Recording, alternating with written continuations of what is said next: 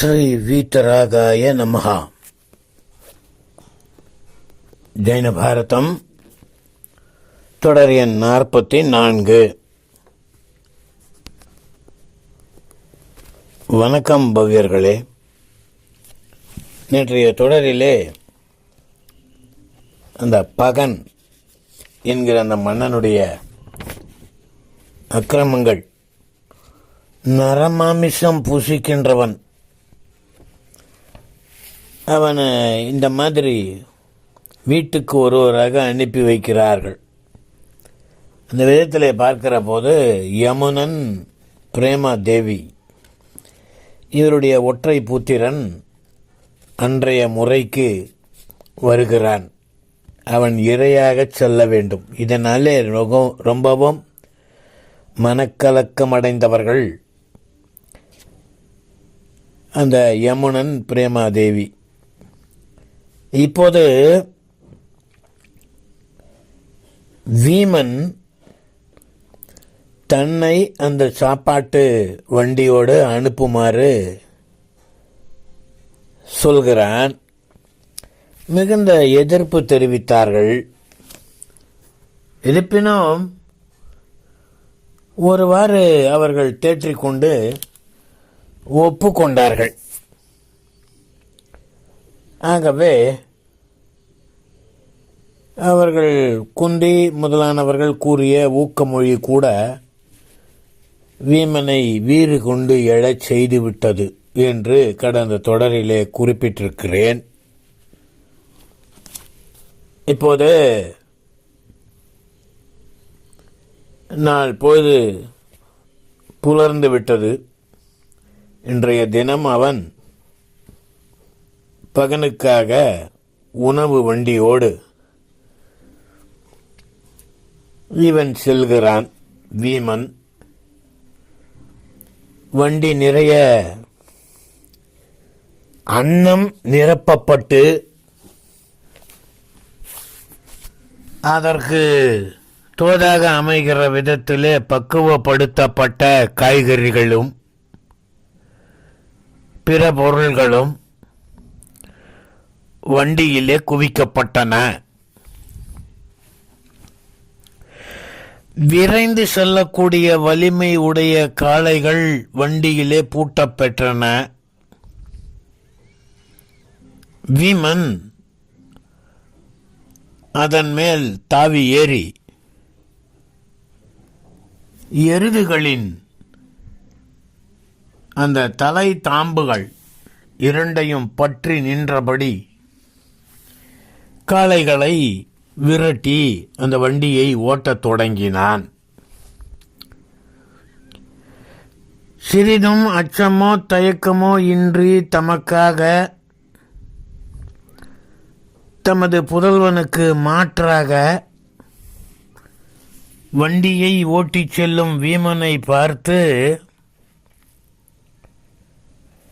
இவ்வளவு காலம் விருந்தோம்பல் செய்து வந்த வாணிகன் யமுனனும் அவன் மனைவி பிரேமாவதியும் கண்கலங்கி நின்று கைகூப்பி வணங்கினார்கள். இவ்வாறு வீமன் அந்த வண்டியை விரைவாக செலுத்திச் சென்று காட்டிலே அந்த பகன் வசித்து வந்த இருப்பிடத்தை அடைகின்றான். ஆனால் அங்கு சென்று சேர்வதற்கு முன்பாகவே தனக்கு ஏற்பட்ட வயிற்று பசியை தணித்து கொள்ள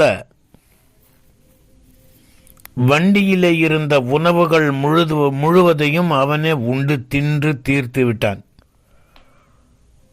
என்பதை கூட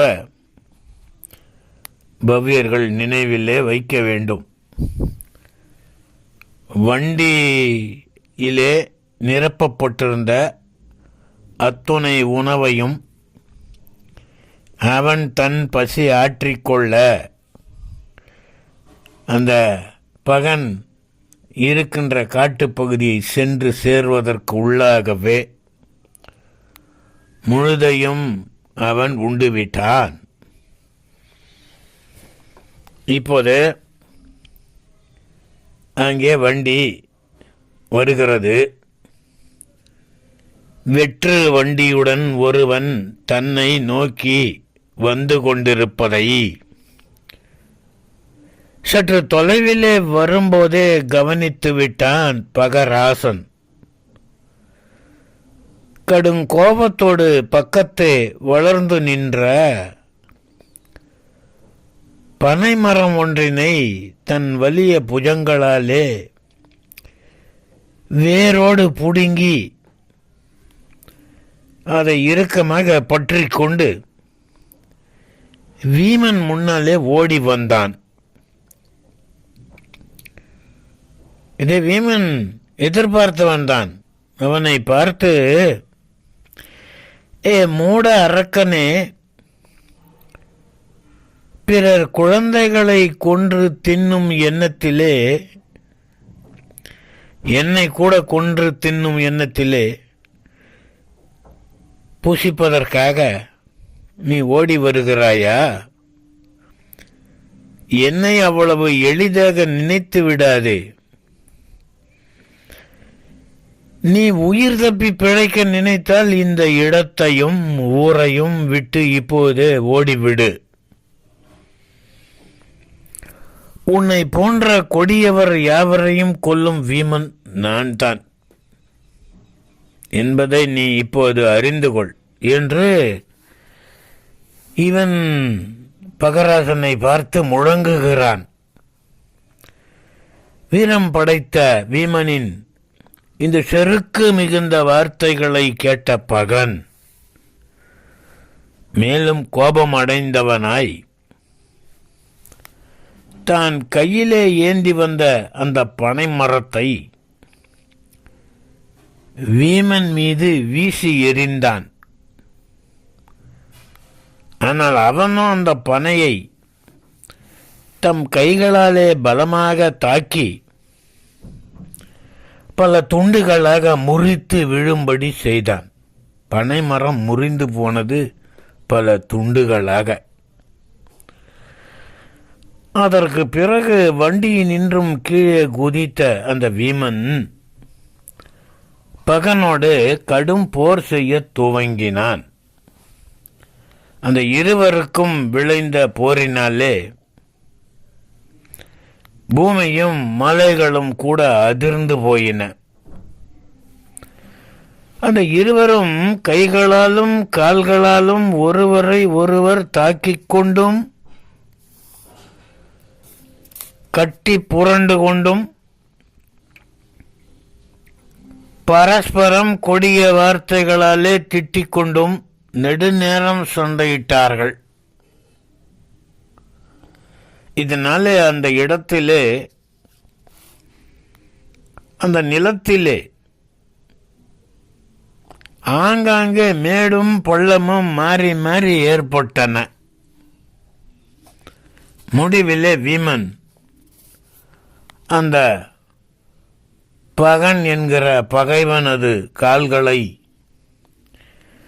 ஆக்ரோஷத்துடன் பறித்து அதை நன்றாக இறுக பற்றி அவனை தூக்கி நிலத்திலே அறைந்தான். இதனாலே பகன் இது நாள் வரை உண்டு வந்த புலால் உணவு செரிக்காமல் வெளியே வருவது போல அவன் வாயிலே இருந்து குருதி குழம்பு வெளியே பீச்சி அடித்தது. இவன் அவனை நிலத்திலே தூக்கி அறைந்த போது அவன் வாயிலே இருந்து குருதி குழம்பானது பீரிட்டு வெளியேறியது. இதன் காரணமாக பலமாக தாக்குண்ட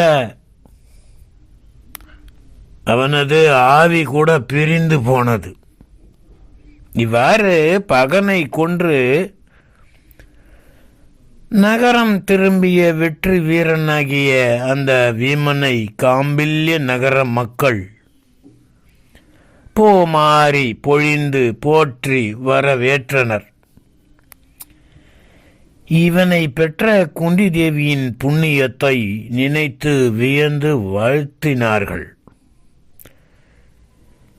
நெடுங்காலமாக மரண பயத்திலே மூழ்கி கிடந்த அந்த நகர மாந்தர்களின் துன்பம் விலக அனைவரும் அமைதியும் ஆனந்தமும் அடைந்தார்கள். இனி இந்த நரமாமிசம் சாப்பிடுகின்ற வேலை இல்லை. வீட்டுக்கு ஒருவர் என்று முறையாக யாரையும் அனுப்பி வைக்க வேண்டிய அவசியமும் இல்லை. தீர்ந்தது பிரச்சனை என்கிற காரணத்தினாலே மக்கள் மனமகிழ்ச்சி அடைந்தார்கள். இத்தருணத்திலே எந்த ஒரு காலத்தில் பறவை இனங்களும் தம் கூடுகளை விட்டு வெளியே வருவதில்லையோ, குளிர்ந்த கருமேகங்கள் மழை பொழியாமல் செல்வதில்லையோ, இரண்டு விதமான பற்றுகளையும் விட்ட முனிப்படுவது இல்லையோ, அப்படிப்பட்ட கார்காலம் மழைக்கால பருவம் வந்துவிட்டது. காம்பில்ய நகர மக்களின் அன்பு பிணைப்பிலே கட்டுண்டு விட்ட இந்த பாண்டவர்கள் அந்த மழைக்காலமாகிய 4 மாதங்களும் அந்நகரிலேயே தங்கியிருக்க முடிவு செய்தார்கள். ஓரறிவு உயிருக்கும் தம்மாலே தீங்கு நேரிட்டு விடுமோ என்று அஞ்சி நடக்கும் உதாரண புருஷர்களாக திகழ்ந்தார்கள். அப்படிப்பட்டவர்களினுடைய செயல் வேறு எப்படி இருக்க முடியும்? எங்கும் அறச்சூழல். பாண்டவர்கள் அந்த நகரிலே தங்கியிருந்த காலம் முழுதும் அந்த நகரிலே அற உணர்வு பெருக்கெடுத்து ஓடியது என்றுதான் சொல்ல வேண்டும். நகரிலே வாழ்ந்த சிராவக சிராவகியர் தம் பொழுதுகளை விரதங்கள் கைக்கொண்டு நோன்புகள் நோற்று உத்தமமாகிய அந்த தச தர்மங்கள் என்று சொல்லப்படுகின்ற 10 அறங்களை குருவரர் வாயிலாக உரைக்க கேட்டு அவற்றை பற்றி சிந்தித்து கொண்டும் இனிதே தங்கள் பொழுதை கழித்தார்கள். இதனாலே அந்த நகரமெங்கும் ஒரு புனிதமான சூழல் நிலவியது. இவ்வாறு 4 மாதங்களும் கழிந்திட தர்மன் அந்த பதியிலே பெரியதொரு ஜினாலயத்தை எழுப்பி ஜினபிம்ப ஸ்தாபனை கூட செய்து ஆகமங்களிலே குறிப்பிட்டிருக்கின்ற முறைப்படி பஞ்ச கல்யாண பெருவிழாக்களை எல்லாம் செய்வித்தான். இவர்களுடைய இந்த திருத்தொண்டின் காரணத்தினாலே யாதொரு உயிருக்கும் எவ்வித ஜீவராசிகளுக்கும் சிறு துன்பமும் விளையவில்லை என்பதை கூட விளக்கி கூற வேண்டுமா பவ்யர்களே? இனி என்ன நிகழ்கிறது என்பதை சொல்வதற்கு நாளை சந்திப்போம். நன்றி, வணக்கம். ஜெய் ஜினேந்திரா.